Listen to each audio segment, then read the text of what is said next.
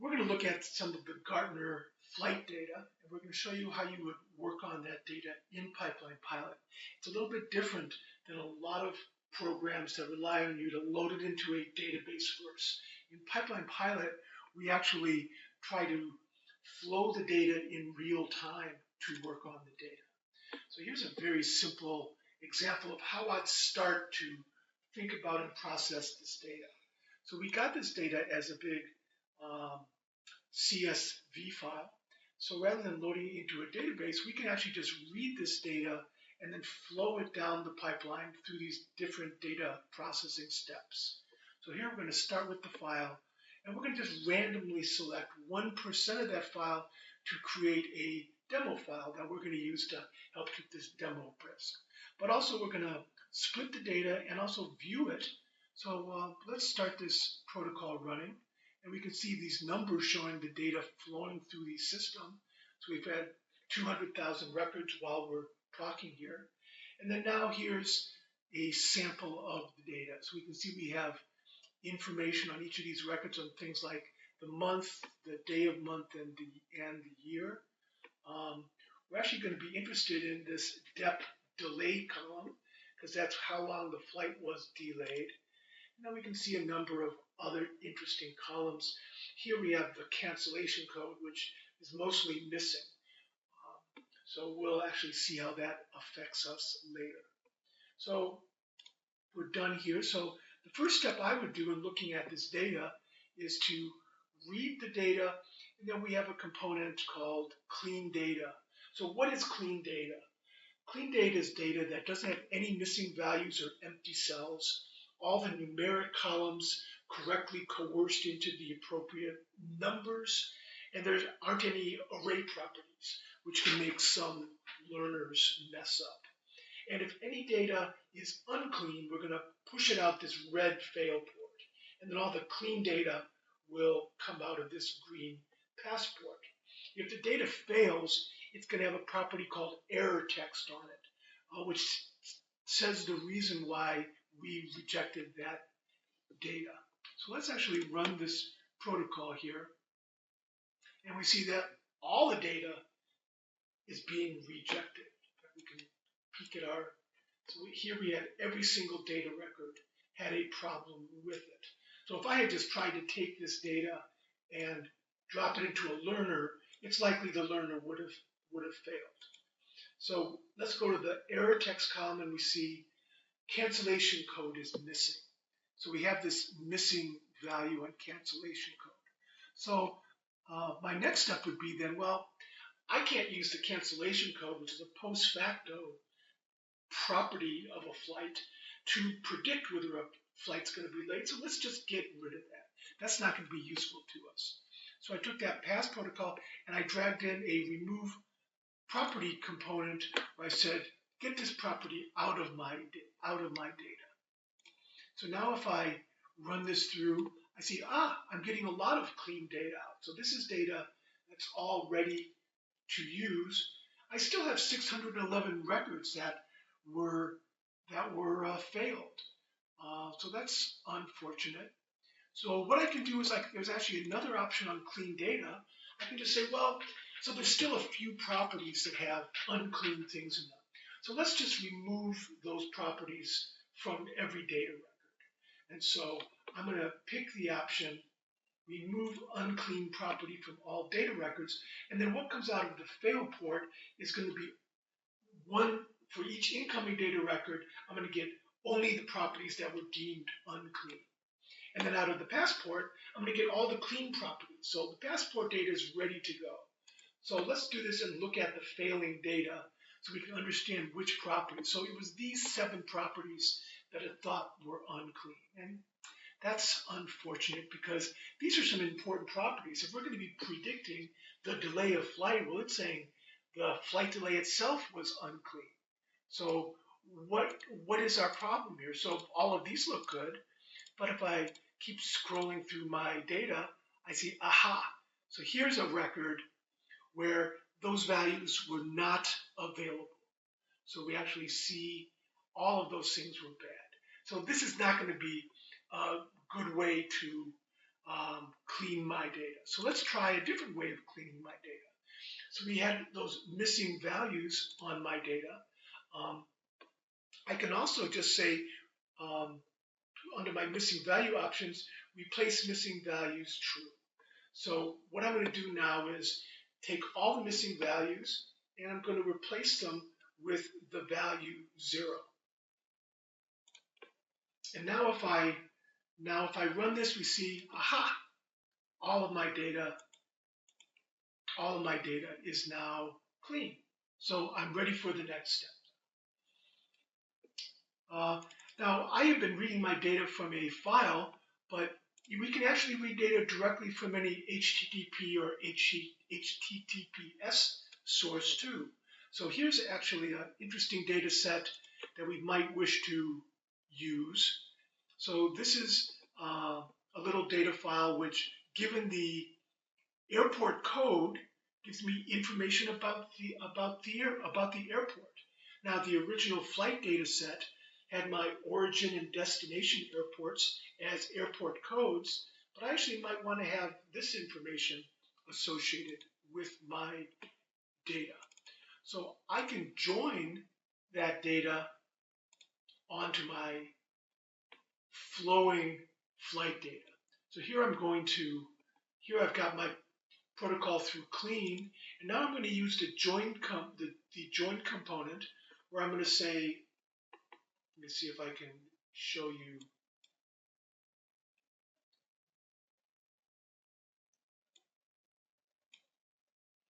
So I'm going to take my airports.csv file, I'm going to join on that, and then I'm on the origin of the flight, but I'm going to join against the same file to also get that information for the destination of the flight. And each time I'm going to prefix all the join properties. So let's actually look at a little bit of that data after the join. So the new properties are at the end here, and we see that I have the origin airport, origin city, origin state, origin country, origin latitude, origin longitude, and the same for the destination. So this is a way I can take my original real-time data and do a real-time join to pull in additional properties that will be useful for learning. Now these kinds of properties are probably most useful for understanding my data, because I didn't know that flight code. But here's a more interesting data set to join. So this is weather data, and we can take a view in it, a view of this weather data, where the date of this weather, and this is all for Chicago O'Hare. So we'll look at joining in for the records that are from Chicago O'Hare, the weather at the airport at that time, to see if the weather might be useful for us in trying to predict whether the flight is late. So this is what that protocol would look like. So we're going to read our original data, look for any flight that originated at Chicago O'Hare, and if you remember, the date that we saw in that file was of a particular format. It was in the format year, year, year, year, month, month, day, day. Well, our flowing data doesn't have a date in that format, but it did have the year, the month, and the day of month. So in real time, I can create a new property which has the date from those properties and add that to my data. And now I'm ready to join on date. So if I now run this, now my flowing data has my original data, and we see I now have a new date property, and I've got all of the weather data for that flight hooked up with the data. So now my data set is getting ready to actually do learning from. And with that, I hope you got an initial sense of how we use Pipeline Pilot to build simple protocols to pre-process and prepare my data for subsequent viewing or learning. Let's inspect this file and see what fields we want to keep. We want to model the departure delay as a function of various other variables. Let's quickly go to the website that explains all of these fields. So these are the description of the fields in the data set, and this departure delay is what we want to model.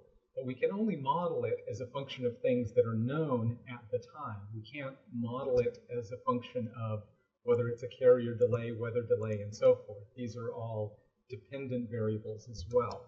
So we want to make sure that we only keep our the response we want to predict and other independent variables. So let's see. So we're going to eliminate the actual departure time, the actual arrival time. We're not really going to focus on arrival time at all. So even the scheduled arrival time, the carrier may be relevant to whether something's late or not. Flight number and tail number, we're not going to try to model that. Actual elapsed time, again, that's only known afterwards. Airtime, arrival delay, origins, the origin airport, destination, distance, time to taxi in, time to taxi out, all of the rest of these fields are things that are only known after the fact. The first thing I want to do with the data is look at some univariate and bivariate distributions to get a handle on just some of the basic distributions and correlations in the data. I'm going to start by focusing on this depth delay property and take a look at it with the property distribution viewer.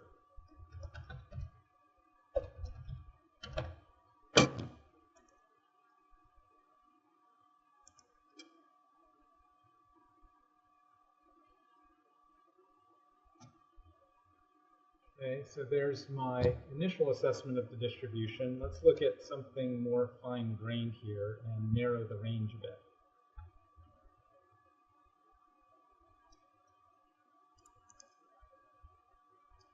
So I've filtered some of the extremes out of depth delay and changed the bin size to 10-minute increments. Okay, and now we see there's a long tail here. Most departures are very close to on time, but there's a long tail of delays. What this is telling us is that modeling this as a regression problem might be challenging if we were to model depth delay directly. So, but with modeling it as a classification where we say any delay greater than 15 minutes is late and anything less than 15 minutes is on time, that's going to be more straightforward and we're going to be less sensitive to outlier effects. So that's our initial look at the data. Let's go to another protocol that I've already put together to look at some other aspects of the data. Things like a correlation matrix, some basic univariate statistics such as the mean, standard deviation, and so on for different variables in the data set. And for the categorical properties such as unique carrier, origin, and destination, some frequency data. So let's run this.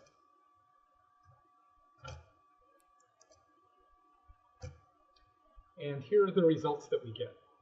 So first we have a pairs plot showing various properties plotted against each other pairwise. So depth delay against month, depth delay against day of month, and so on. This gives us an idea of the pairwise correlations in our data set. So we have scatter plots in the upper triangle and upper and lower bounds of the Pearson correlation coefficient in the lower triangle. So the most obvious correlation is that the elapsed time of flight is directly correlated with the distance. That's no real surprise. As far as what correlates with depth delay, all of the correlations are rather weak, in fact extremely weak, except the one with the scheduled departure time. So that is an intriguing result, which we'll get back to later. Looking at pairwise correlations, this is some of the same data on the previous picture, except shown in tabular form. Univariate statistics, we get mean, standard deviation. We see, as we already saw in the property distribution viewer, that the skew, let me enlarge that a bit, the skew is very large, a large positive skew for depth delay. And then the other distributions are probably less interesting. Carrier statistics. So Southwest Airlines has more flights by far than any other airline, then followed by American. Origin statistics, Atlanta, Chicago, Dallas, Denver, LAX are the busiest airports for departures and also for arrivals. I'm going to make one little side note on optimizing analysis protocols. So if I type Control-T a couple of times, I can see profiling information. So this lets us see where in this analysis protocol the bottlenecks are. And in this particular case, most of the time is taken up building the pairs plot. So we can either open up this component and try to improve its performance, or we can simply say, let's disable it. And I'm so used to using the shortcut that I don't know. Oh yeah, that's right. I can disable it like this. So there. And then if I run this again, so the first time it took 27 seconds. Now let's run it again without the pairs plot. And it took, that was in real time, it took just a couple of seconds. 3 seconds to be precise. Next, we're going to dig a little deeper into some of the relationships between the various independent variables in the data and the departure time. So this is a protocol that started as just looking at some of the different ways to slice the data by month, for example, by day of month, and so forth. So let's look inside at some of the details here. So what we're doing here is for a given way of slicing up the data, we use the component called basic statistics by category, where we categorize using that property, and then do a little bit of filtering and sorting to come up with charts. And we're able to reuse this such that we do the same thing with multiple different properties by turning this into a so-called local shortcut, so that if we open up each one of these subprotocols, we see exactly the same thing. And then we parameterize it by adding this categorize using parameter such that we can slice by unique carrier, by origin, by destination, and so forth. So let's run this.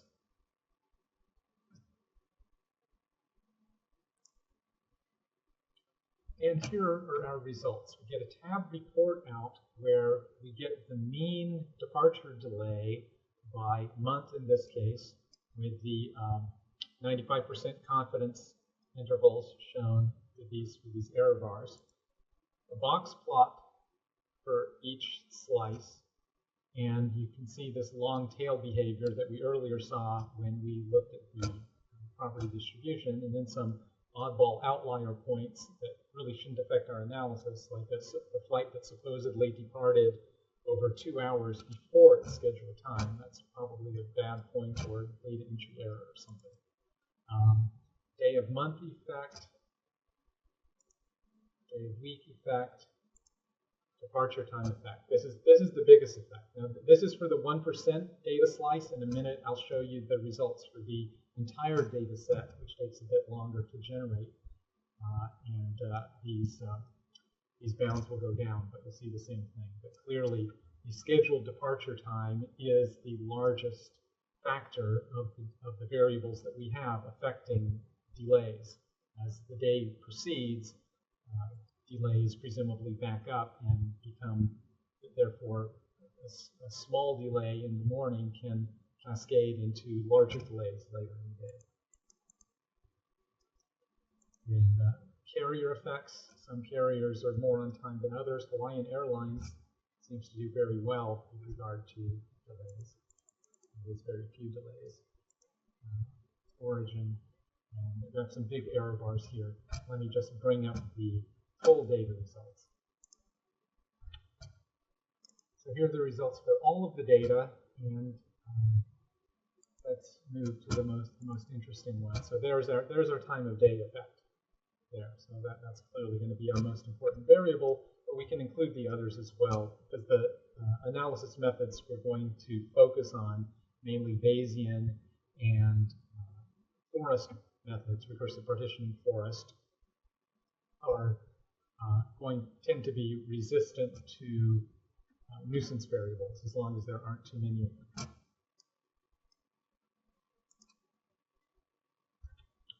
Now we're going to proceed to build some models. In Pipeline Pilot, we have a very large number of what we call learner components for building predictive models with many different algorithms. So we have a set of learners shown here, which are our native learners that we have implemented. We also integrate with R and to leverage all of those capabilities. So we have other learners that wrap R capabilities.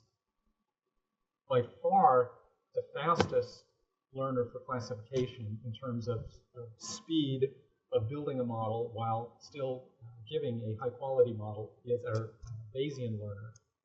So we'll start by just building a Bayesian model. Learn good from bad is the name of the component, and we need a so-called test for good. That is basically a test that distinguishes between the two categories. So in our case, depth delay, a departure delay greater than 15 minutes is what we consider late.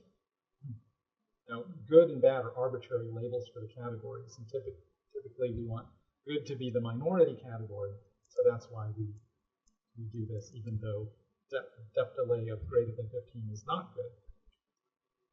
And let's call this Bayes Airline. And then for our data source,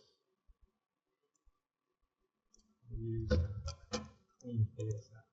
So the Bayesian method is so fast that we can just go ahead and build a model using all the data. You don't need to filter. And let's run it.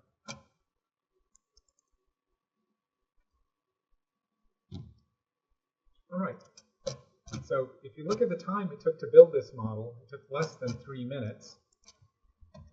And if we look at the profiling information, the model building itself is less than 2 minutes. Reading the data took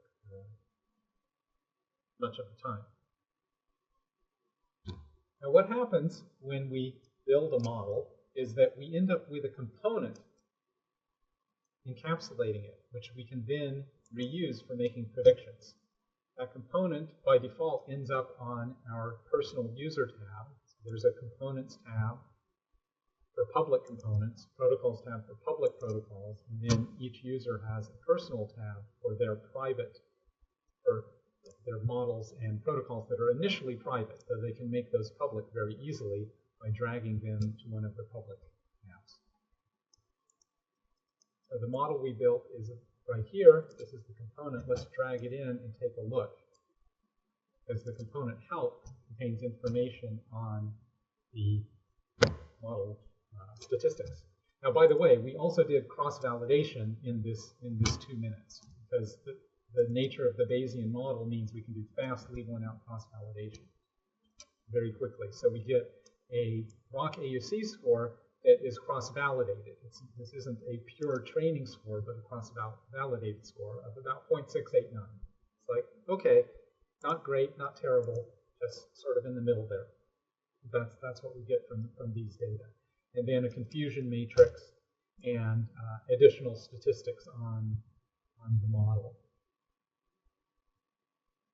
So that gives us an initial idea of how good a model we can get out of our data. So the next questions to ask are, first of all, is there any parameter, hyperparameter tuning we can do to improve the model? In the case of the Bayesian classifier, there isn't much. Second, are there other algorithms that might do better, that we know they're not going to be nearly as fast as the Bayesian approach? And then also, can we get some assessment of the variable importance? That is, the the different variables that contribute to the predictions, how important are they in affecting the response.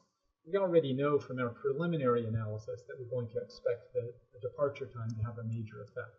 But let's see if the results confirm that and what other variables they might rank highly in importance.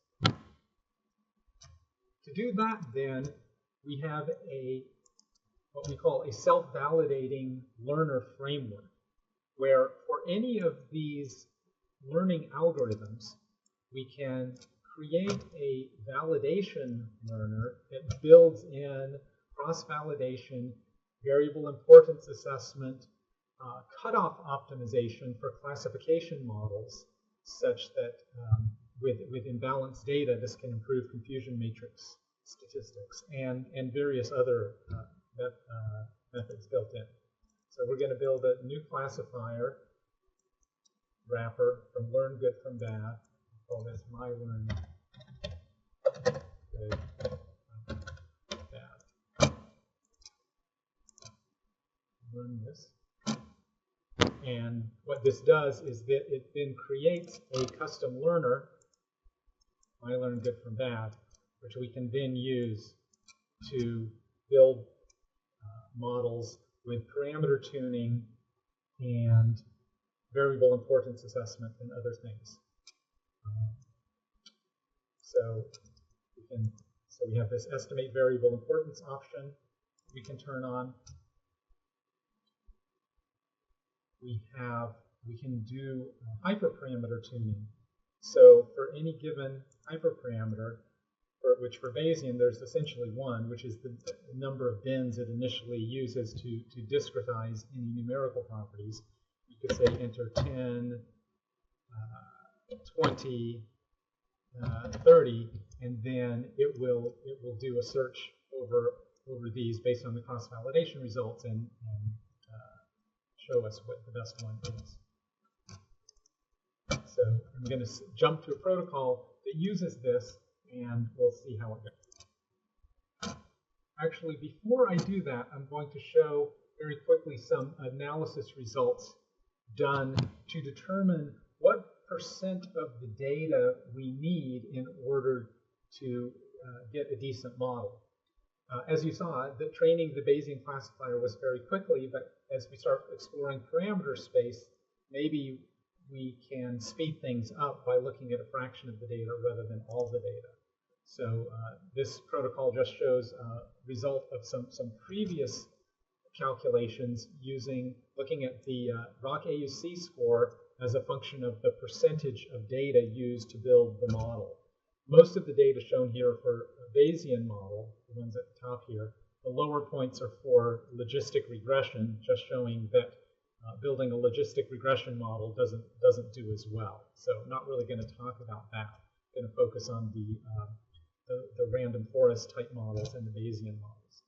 But anyway, once we're up to about 1% of the data, we're getting pretty close to the best ROC score we're getting out of this approach at least. And then really by 5%, we've essentially done as best we can.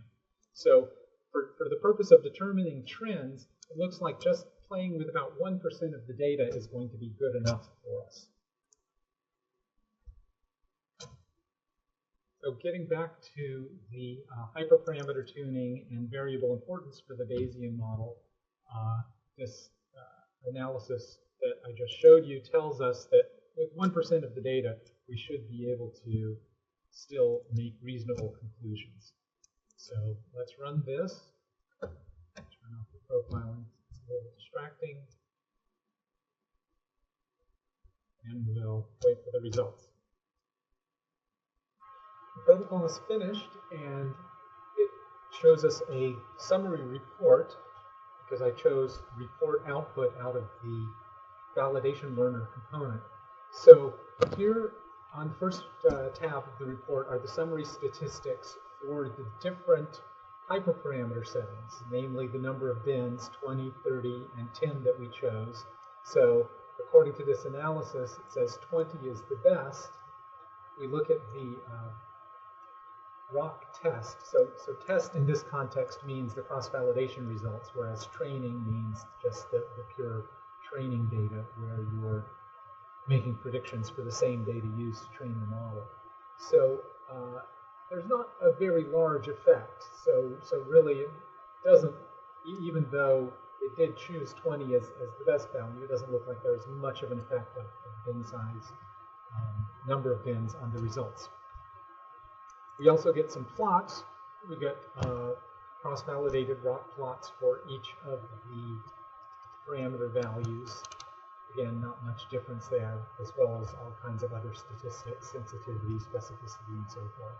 And then finally, we chose to output variable importance. So the way we calculate variable importance in the validation framework is by using a permutation approach, where each variable column gets permuted, and the predictions are made, and we see how much, for classification models, the rock score changes from the unpermuted to the permuted data. In the case of regression models, we look at things like the RMS prediction error and the Pearson correlation coefficient. Anyway, for here, we see how much of the rock AUC score changes if we scramble the scheduled departure time, and not surprisingly, that is the variable highlighted as most important, where to the other extreme, if we go to year, which was a constant in this case, it's of 0 importance. For the numerical variables, we also look at the correlation with the class of interest, namely the late class. So we can see if a given continuous or numerical variable is positively or negatively correlated with that. And we can see here the analysis took considerably longer than just building a single model, because we were building multiple models, scrambling the data to calculate the importance, and so forth. So here we've gotten a basic assessment of where things stand with regard to the Bayesian model, looking at all of the data. And also I showed how the hyperparameter tuning works and how the variable importance works. Now, we have done more extensive analysis for looking at building a separate model for each origin airport, and also a separate model for each carrier to see if there are specific airports and specific carriers that are easier or harder to model. So we've also looked at random forest type models using our RP forest learner component. Let me just show you that real quick. So among our native learners, we have a learn RP forest model that can do classification or regression with various tree and forest options. So this provides a richer field for hyperparameter tuning than we have for the Bayesian case. So I showed you this previous protocol to show you the basic pattern for building and using a validation learner and for calculating importance. So instead of going through all of that for all of these different models that we built, I want to just show you the summary results now. So here I've cached results from Bayesian models for different origin airports, for RP forest models for different origin airports, and Bayesian models for different carriers. And we're going to show charts of rock plots, importance tables, and just take a look. So what I'm doing here, I'm building charts for previous data, that previous models that were built that took in total several hours to run. For the Bayesian cases, we were using all of the data available for a different origin. For the forest models, those are considerably slower than Bayesian models, so there we used fractions of the data. I think it was 10%. Now here are the cross-validated rock plots for the Bayesian models. and then the variable importance tables for the different origin airports, from more busy to less busy. All of these were the top 15 busiest airports, and for each of these, we get the importance table. We get the ROC AUC score in parentheses. In all cases, it was around, call it 0.68 to a little more than 0.7. I think the best we did was for Newark, about 0.76 for the Bayesian. And the interesting, well, it's actually for the origin airports, in all cases, it's the departure time that was the most important. Well, all cases but one, in fact. You see the month effect here for MSP and SLC. But in most cases, it was the departure time that had the greatest effect on the predictions. Now here are results for the RP forest models.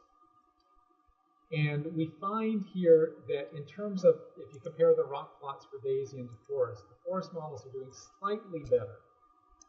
So rock plots about 0.74, 0.73 rock scores in that range. So some are down at around 0.68. But in general, doing a little bit better compared to the Bayesian. And similar, in terms of the variable importance, similar results. Departure time, or at the top, or in some cases, month at the top.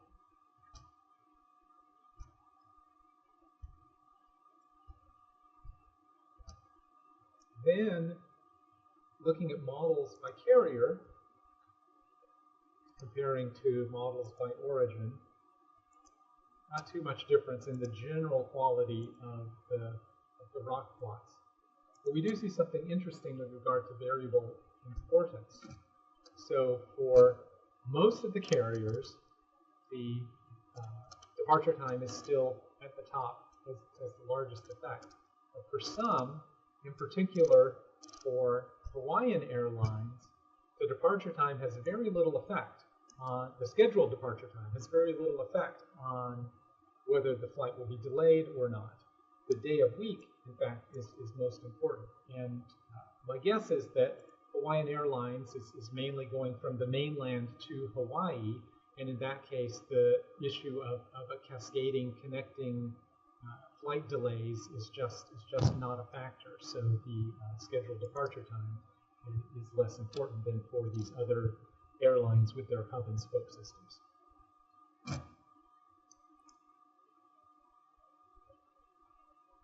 So, having built all of these models, the question now is how to deploy them. So we've built models. If we want people to be able to use them to make predictions, we have to make them available to others. As I mentioned earlier, by default, initially a model gets put in your user tab, which means it's private to you.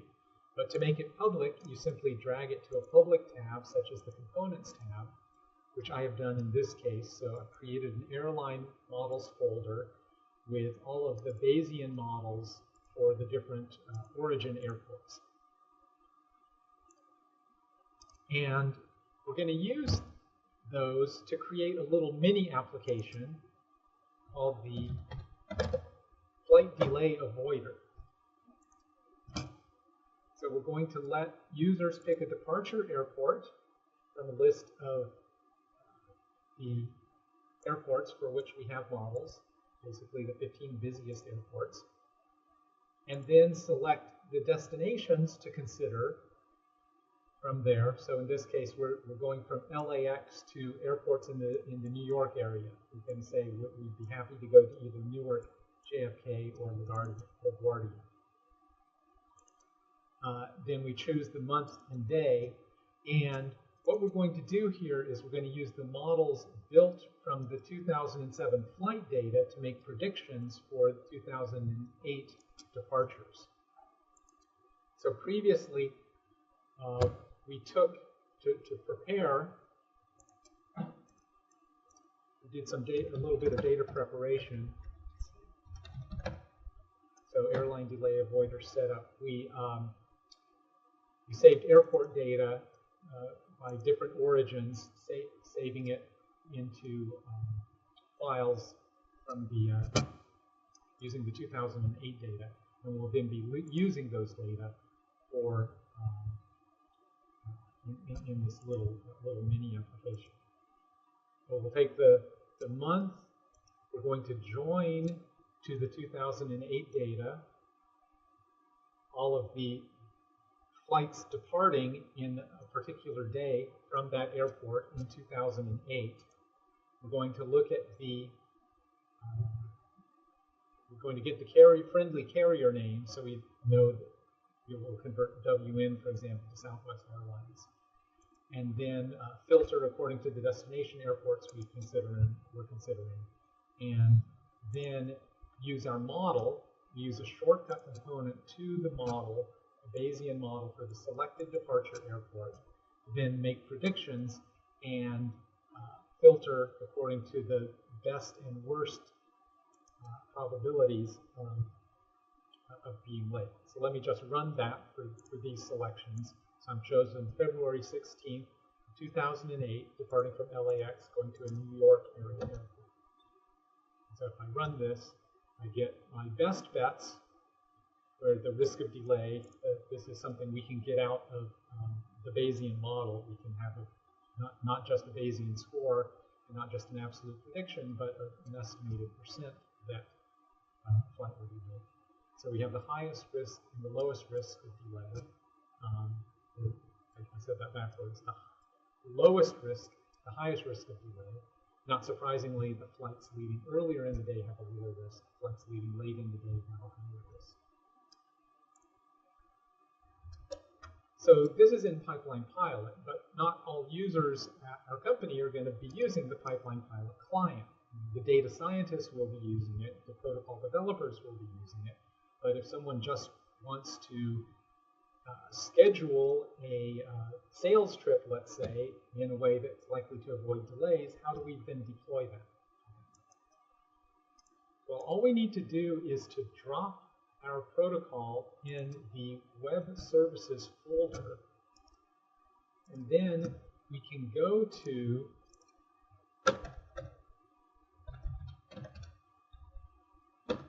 an interface to Pipeline Pilot called WebPort. There's a web-based interface. You can go to our flight delay avoider, and now this protocol is exposed in a web browser. You can also create a direct link to it. So if we wanted to create a shortcut to this specific application, we could do so. From WebPort, we click on it, we get our departure airport, which we can choose. We get one or more destinations we can choose, a month and a day. Click Submit, and then we get our predicted best bets and worst bets for delays. If we wanted to, we could select more destinations to consider. We could select a different date.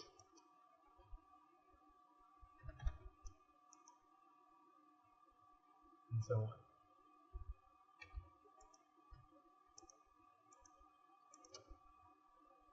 Okay. So obviously, this is a very basic example, and we could refine this to make it more user friendly.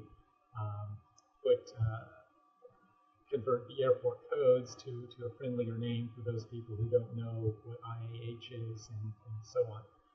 But I hope that gives you the idea of how we can deploy models once they have been built in Pipeline Pilot.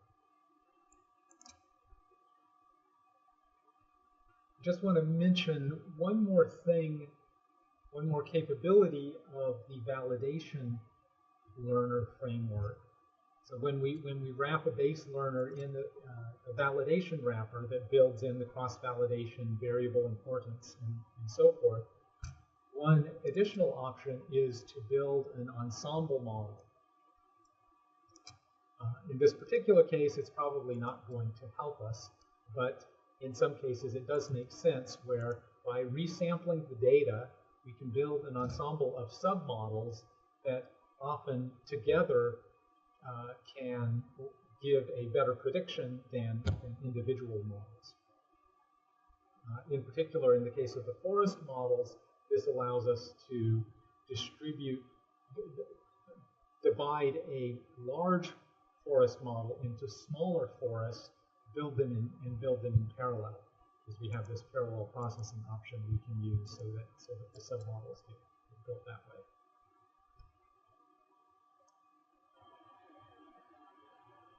Now the next step is to incorporate weather data into our models and see if that makes much of a difference.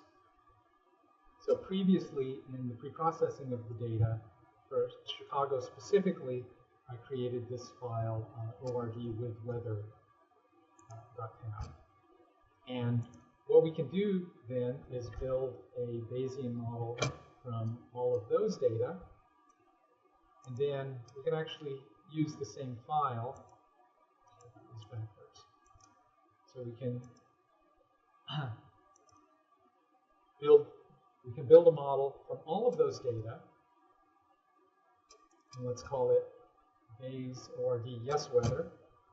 And then we can also just filter out the weather-related properties such that we only have the original properties and throw away all the weather-related ones and build a no weather model. And then compare those.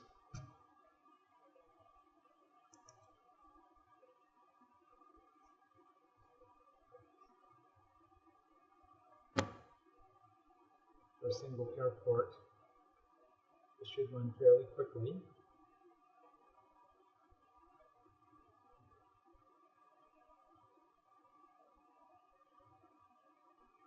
Now the model's doing the cross-validation. So the first model's done, now we're building the second model. And now we're done. We can then go into our user tab and look at our no weather model and our yes weather model. And let's compare the statistics. So for no weather, our cross-validated .AUC is 0.685. With weather, it does indeed improve a bit to about 0.699. So it's a small, but not dramatic improvement, adding in the weather data. And the weather is fine. Another workflow to consider is retraining or updating a model as new data become available. So let's say I built a model for the 2007 data, in this case just using 1% of the data in order to be quick for demo purposes. And now I have the 2008 data, and I want to use those data to extend the model. I can read the data. Then there is a component called new model from old, where I'll specify the name of my old model. Let's see, what was it again? It was Bayes 2007. And I'll call my new model Bayes 2007 and 2008 100%. And by default, I'll just use the standard. Oh, okay, that's going to put it in the same place as the old model, so I don't need to specify that. And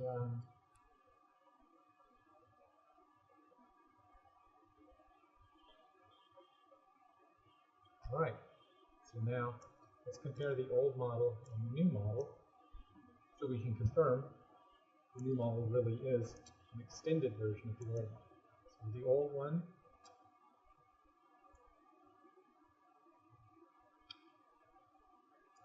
it used 73,000 samples. For the new one, about double that. So the old data plus the new data. Looks like our Fox score has gone down. Probably because some of the things like